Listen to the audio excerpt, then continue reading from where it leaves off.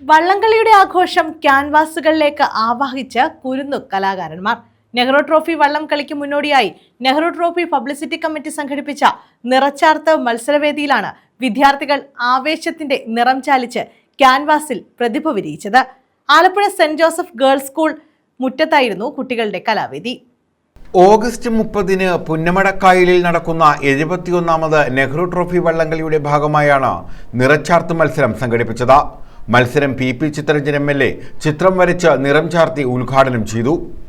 ചിത്രരചനയുമായി ബന്ധപ്പെട്ട് അവർ കടന്നു വരികയാണ്.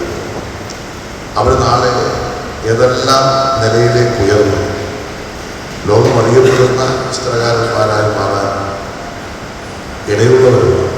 ആർക്കും ആരെയെക്കുറിച്ചൊന്നും തോന്നിക്കുവാൻ കഴിയില്ല. പക്ഷെ അവർക്ക് അവരുടെ കഴിവുകളെ പ്രോത്സാഹിപ്പിക്കുവാൻ ഇതുപോലെയുള്ള മത്സരവേദികൾക്ക് വലിയ പങ്ക് നിർവഹിക്കുവാൻ അവരെക്കാൾ കൂടുതൽ ആകാംക്ഷയോട് കുഞ്ഞുങ്ങളെ കൊണ്ടുവന്ന് കാത്തിരിക്കുന്നത് അമ്മമാരാണ്.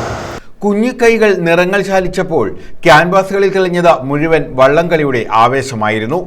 LP സ്കൂൾ വിദ്യാർത്ഥികൾക്ക് കളറിംഗ് മത്സരവും UP ഹൈസ്കൂൾ വിദ്യാർത്ഥികൾക്ക് ചിത്രരചനാ മത്സരവുമാണ് സംഘടിപ്പിച്ചത്.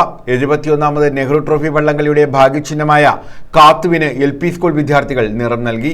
UP വിദ്യാർത്ഥികൾക്ക് കുട്ടനാടിന്റെ മനോഹാരിത എന്ന വിഷയവും ഹൈസ്കൂൾ വിദ്യാർത്ഥികൾക്ക് ആലപ്പുഴയുടെ ആവേശം എന്ന വിഷയവുമാണ് ചിത്രരചനയ്ക്ക് നൽകിയത്. പരിപാടിയിൽ നഗരസഭാ ചെയർപേഴ്സൺ KK ജയമ്മ അധ്യക്ഷത വഹിച്ചു.